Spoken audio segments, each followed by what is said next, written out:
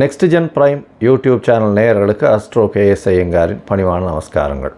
மாத பலன், குரோதி வருஷம் மார்கழி மாதத்தினுடைய பலன், அதாவது 16/12/2024 13/1/2025 வரை உண்டான காலகட்டத்திற்கு என்னென்ன பலன்கள் மேஷம் முதல் மீனம் வரை அப்படின்னு பார்க்கலாம். அதற்கு முன்னாடி இந்த மாதத்தில் வரக்கூடிய கோள்சாரம் என்ன, கோள்களின் மாற்றங்கள் என்னென்ன இந்த மாதத்தில், அது தவிர இந்த மாதத்தில் வரக்கூடிய விசேஷங்கள் என்னென்ன அப்படின்றதையும் பார்ப்போம். அதற்கு பிறகு ஒரு ராசியாக வரிசைப்படுத்தி இந்த மாதத்தினுடைய பலன்களையும் இந்த மாதத்தில் சந்திராஷ்டம நாட்கள் என்னன்றதையும் பார்க்கலாம். இந்த மாதத்தினுடைய கோள்சாரம் அப்படின்னு பார்க்கும்பொழுது காலபுருஷ தத்துவத்தின் 2வது ராசியான ரிஷபத்தில் குரு வக்கரகதியில், கடகத்தில் செவ்வாய் வக்கரத்தில், கன்னியில் கேது, விருச்சிகத்தில் புதன், சூரியன் மார்கழி மாதம்ன்றதுனால தனுசு மாதம் தனுசு ராசியில், சுக்கிரன் மகரத்தில், கும்பத்தில் சனி, ராகு மீனத்தில் இருக்க. இந்த மாதம் மாத கிரகம்னு சொல்லக்கூடிய சூரியன் தனுசுக்கு வந்ததுலேருந்து தனுர் ராசி தனுர் மாதம் ஆரம்பமாகுது. அதாவது நம்ம சௌரமான மாதங்கள்ன்றதை கொண்டு நம்ம அதில் அந்த வழக்கத்தை வச்சுட்டு இருக்கோம். சந்திரமான மாதம் சௌரமான மாதம்னு இருக்குது. இது சௌரமான மாதத்தை இது பழக்கத்தில் கொண்டு வர்றதுனால சூரியன் ஒரு ராசியிலிருந்து மற்றொரு ராசிக்கு செல்றதை சௌரமான மாதம்னு சொல்லுவோம். விருச்சிகத்திலிருந்து தனுசுக்கு சூரியன் வர்றதை தனுர் மாதம் அப்படின்னு சொல்லி நம்ம மார்கழி மாதம் குரோதி வருஷத்தை ஆரம்பிக்கிறோம். இந்த 30 நாட்களில் பார்த்தாலேயானால் சுக்கிரன் மாறுறார். 30/12/2024 அன்றைக்கி மகரத்திலிருந்து கும்பத்திற்கு சுக்கிரன் மாறுறார். அது தவிர புதன் 1/1/2025 அன்றைக்கி விருச்சிகத்தில் இருக்கக்கூடிய புதன் தனுசுக்கு போகிறார். இது இந்த மாதத்தினுடைய மாத கிரகங்களினுடைய மாற்றம். பொதுவாகவே மாத கிரகங்கள்னு சொல்லக்கூடியது சூரியன், செவ்வாய், புதன் மற்றும் சுக்கிரன், இந்த 4 கிரகங்கள். இதில் செவ்வாய் இந்த மாதத்தில் மாற்றங்கள் இல்லை, அவர் வக்கரகதியில் இருக்கார். நீச்சம் பெற்று போய் வக்கரகதியாக இருக்கிறது ரொம்பவும் விசேஷம். சரி, இந்த மாதத்தில் என்னென்ன விசேஷ நாட்கள் வருது அப்படின்னு பார்த்தாலேயானால் 17ஆம் தேதி 17/12/2024 அன்றைக்கி பார்த்தாலேயானால் இது ஸ்ரீ ரமண மகரிஷியினுடைய 145வது ஆராதனை, அதாவது 145வது ஜெயந்தி அன்றைக்கி. அது ரொம்பவும் பெரிய விசேஷம். ரமண மகரிஷி தெரியாதவங்களே கிடையாது, ரொம்ப பெரிய விசேஷத்தை, அதாவது பெரிய மகானவர். இந்த மாதத்தில் 23/12/2024, 24/12/2024, 22/12/2024 இந்த 3 நாட்களும் பார்த்தாலேயானால் பொதுவாகவே அஷ்டகா அன்வஷ்டகான்னு சொல்லுவாள்.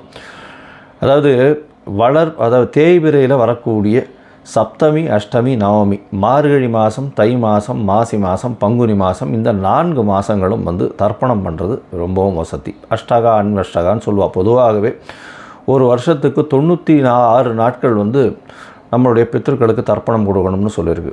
அதில் இந்த மார்கழி மாதத்துலேருந்து மார்கழி, தை, மாசி, பங்குனி இந்த 4 மாதம் 3 நாள் சப்தமி, அஷ்டமி, நவமி, அதாவது தேய்பிரையில் வரக்கூடியது, அது கொடுக்கறது மூலியமாக 12 நாட்கள் இது அஷ்டகா அன்வஷ்டகாவினுடைய தர்ப்பணங்கள்னு சொல்லுவாள். இதுக்கு உண்டான மேலும் சிறப்புகள் உங்களுடைய வைதிகர்களை கேட்டு தெரிஞ்சுக்கோங்க. இந்த மாதத்தில் வரக்கூடியது பார்த்தாலேயானால் 25ஆம் தேதி அன்றைக்கி 25/12/2024 அன்றைக்கி காஞ்சி காமகோடி பீடாதிபதி, அதாவது அவருடைய மகா பெரியவர்களுடைய ஆராதனை வருது. அது ரொம்ப பெரிய விசேஷம். அதற்கு பிறகு 30ஆம் தேதி அன்றைக்கி 30/12/2024 அன்றைக்கி அமாவாசை மற்றும் இந்த மாதத்தில் வரக்கூடிய மூல நட்சத்திரம். அதனால் மார்கழி மூலம் ரொம்ப பெரிய விசேஷம், அனுவ ஜெயந்தின்னு சொல்லக்கூடியது. அதனால் ரொம்ப பெரிய விசேஷம் மார்கழி மூலம். இந்த மாதத்தில் பார்த்தாலேனால் 1/1/2025 ஆங்கில புத்தாண்டு, அதாவது உலகமெங்கும் சிறப்பாக எடுத்துக்கொள்ளக்கூடிய ஃபினான்ஷியலாக மாற்றங்கள் ஏற்படுத்தக்கூடிய விஷயங்கள். அதனால் இந்த கேலண்டர் இயர்னு சொல்லக்கூடிய 1/1/2025 உலகம் மொத்தம் கொண்டாடப்படக்கூடிய ஒரு விசேஷம். இந்த மாதத்தில் அதாவது 10/1/2025 வைகுண்ட ஏகாதசி, அதாவது மிகவும் சிறப்பான விஷயம்னு சொல்லக்கூடியது வைணவ சம்பிரதாயத்தில் ஏகாதசி. அதுலேயும் வைகுண்ட ஏகாதசி, சொர்க்கவாசல் திறந்தவுடனே சொர்க்கவாசல் போயிட்டு வர்றது ரொம்பவும் விசேஷம். வைகுண்ட ஏகாதசி அன்னைக்கு உபவாசம் இருக்கிறது ரொம்ப விசேஷம். இந்த காலகட்டத்தில் ஸ்ரீரங்கத்தில் ரொம்ப பெரிய ஏற்றத்தோடு இருக்கக்கூடிய காலகட்டமாக இருக்கும். வைகுண்ட ஏகாதசி ரொம்ப விசேஷமான ஒரு விஷயம். இந்த மாதத்தில் பார்த்தாலேயானால் 11ஆம் தேதி கூடாரை வெல்லும் சீர்கோவிந்தான்ற பாசுரம் 27வது பாசுரம். அதாவது இந்த மாதம் மொத்தமே பார்த்தாலேயானால் ஆண்டாள் நாச்சியாருக்கு உண்டான மாதம் மார்கழி மாதம்.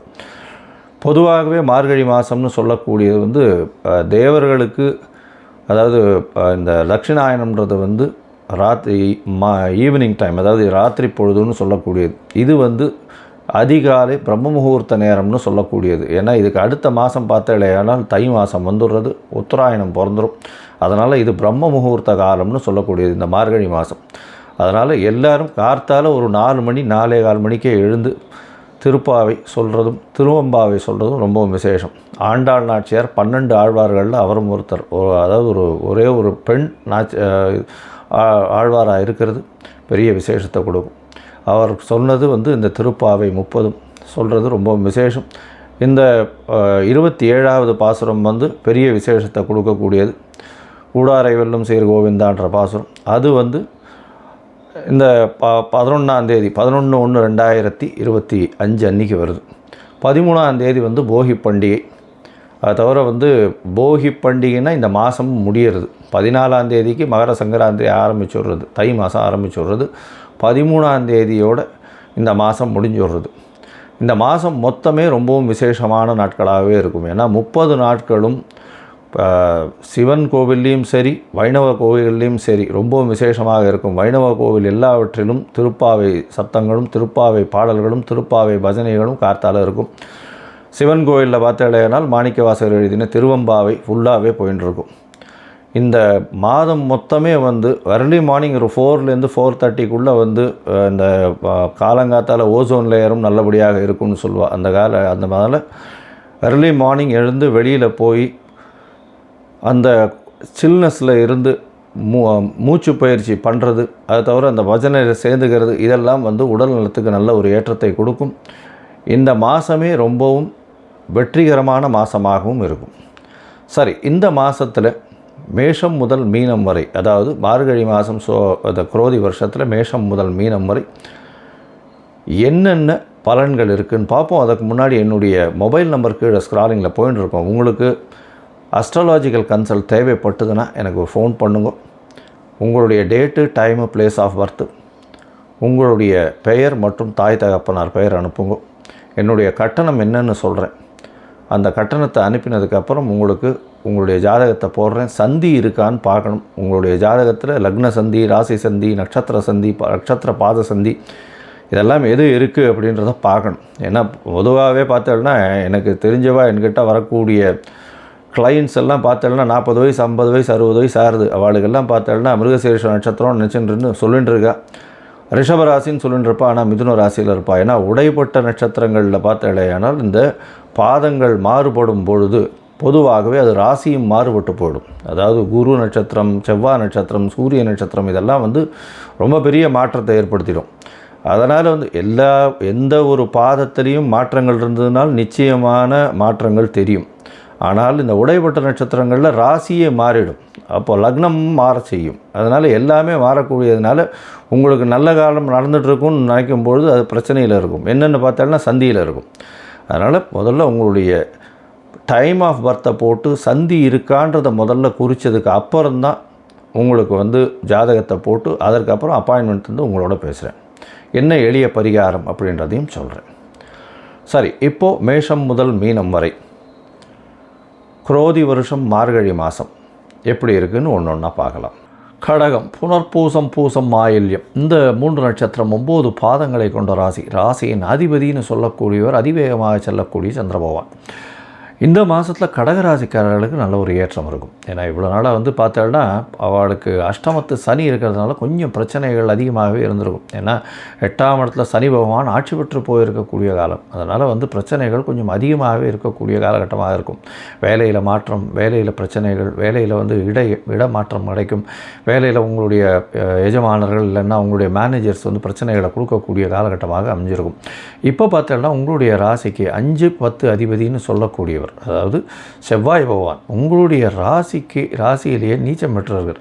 என்ன சார் நீச்சம் பெறுறதை போய் ஒரு பெரிய விஷயமா சொல்கிறீங்கன்னா, நீச்சம் பெற்று அவர் வக்கரகதி அடைகிறார். இது உச்சத்துக்கு சமானம். உங்களுடைய ராசிக்கு 5-10 அதிபதின்றவர் ஒரு மிகப்பெரிய யோகர். இந்த ராசிக்காரர்களுக்கு, கடகராசிக்காரர்களுக்கு பெரிய யோகத்தை கொடுக்கக்கூடியவர்.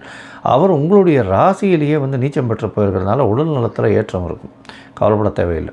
அதோட பணவரவருக்கு பிரச்சனை இருக்காது. அதுவும் இந்த ரியல் எஸ்டேட் தொழில் பண்ணுறவங்க, அந்த காடு கழனி விற்கிறவங்க, அதாவது பெரிய லேண்டெல்லாம் போட்டு விற்றுட்ருக்கவங்க, அவங்களுக்கெல்லாம் திடீர் ஏற்றம் கிடைக்கக்கூடிய காலகட்டம் அமையிறது. அது தவிர வயல்வெளியெல்லாம் வச்சுருக்கிறவங்களுக்கு பெரிய ஏற்றம் கிடைக்கக்கூடிய காலகட்டமாக அமைய போகிறது. இந்த மாதத்தில் பார்த்தோம்னா மார்கழி மாதத்தில் பொதுவாகவே இந்த மாத கிரகங்கள்னு சொல்லக்கூடிய சூரியன், செவ்வாய், புதன் மற்றும் சுக்கிரன், இந்த 4 கிரகங்களினுடைய மாற்றத்தை வச்சு தான் மாத பலன்களை சொல்லுவோம். இந்த குரோதி வருஷம் மார்கழி மாதத்தில் பார்த்தாலேயானால் செவ்வாய் வக்கரகதி அடைந்து உங்களுடைய ராசியிலே இருக்கிறது ரொம்பவுமே விசேஷம். இதன் மூலியமாக தொழிலில் பெரிய ஏற்றம் கிடைக்கும். தொழிலில் பெரிய மாற்றங்கள், ஏற்றங்கள் கிடைக்கக்கூடிய காலகட்டமாக அமையிறது. ராசிக்கு 2ஆம் அதிபதி 6ஆம் இடத்துல இருக்கிறதுனால புதிய கடன் வாங்குவீங்க. கையில் பணம் வரவருக்கு பஞ்சம் இருக்காது. என்னப்பா இப்படி சொல்கிறீங்க, பணவரவருக்கு பஞ்சம் இருக்காதுன்றீங்கன்னா, 6ஆம் இடத்துல போய் 2ஆம் அதிபதியே போய் 6ஆம் இடத்துல போய் உட்கார்றது. அதனால் சூரியன் 6ஆம் இடத்துல உட்கார்றதுனால புதுசாக கடன் வாங்கி கையில் பணம் வச்சுருப்பீங்க. தொழிலில் பெரிய ஏற்றம் கிடைக்கக்கூடிய காலகட்டமாக அமைய போகிறது. இந்த மாதத்தில் பார்த்தோம்னா உங்களுடைய ராசிக்கு 5ஆம் இடத்துல புதன் 5ஆம் இடத்துல இருக்கார். உங்களுடைய ராசியின் 3-12 அதிபதினு சொல்லக்கூடியவர் 5ஆம் இடத்துல இருக்கார். 5ஆம் இடத்துல வக்கர குருவின் பார்வையில் இருக்கிறது விசேஷம். இதன் மூலியமாக பார்த்தாலேயானால் வக்கர குருவின் பார்வையில் இருக்கிறதுனால புதன், தனித்த புதன் மிகப்பெரிய சுவர்னு சொல்லக்கூடியவர். அதனால் முயற்சிகள் எல்லாமே வெற்றி பெறக்கூடிய காலகட்டமாக இருக்கும். இருந்தாலும் சிறு சிறு தடைகள் வரும். ஏன்னா 3ஆம் இடத்துல கேது பகவான் இருக்கிறதுனால சிறு சிறு தடைகள் அதற்கு பிறகு அது வெற்றியை கொடுக்கக்கூடும். அது தவிர பார்த்தோம்னா இளைய சகோதரர்களோட சிறு சிறு பிரச்சனைகள் இருக்கக்கூடிய காலகட்டமாக அமையப்போகுது. உங்களுடைய ராசிக்கு பார்த்தோம்னா ராசிக்கு சப்தமத்தில் இந்த மாதத்தில் ஒரு 15 நாட்கள் சுக்கிரன் இருக்கார். இதனால் திருமண பாக்கியம் ஏற்படக்கூடிய வாய்ப்புகள் நிச்சயமாக உண்டு. திருமண பாக்கியம் மார்கழி மாதத்தில் எப்படி சாமி வரும்னா, திருமண பாக்கியம் மார்கழி மாதத்தில் உங்களுக்கு திருமணத்துக்கு பேசி ஓரளவுக்கு வச்சுட்டு தை மாதத்தில் கல்யாணம் பண்ணிக்கிறது ரொம்பவும் விசேஷம். இந்த மாதத்தில் சப்தமத்தில் சுக்கிரன் இருக்கிறதுனால நல்ல ஒரு ஏற்றம் இருக்கும். எதிர்பாலினத்தவர் மூலியமாக நல்ல ஒரு ஏற்றம், பார்ட்னர்ஷிப் பிஸ்னஸில் பெரிய ஏற்றம் இருக்கும். நண்பர்கள் மூலியமாக வெற்றி வரக்கூடிய வாய்ப்புகள் நல்லதாக உண்டு.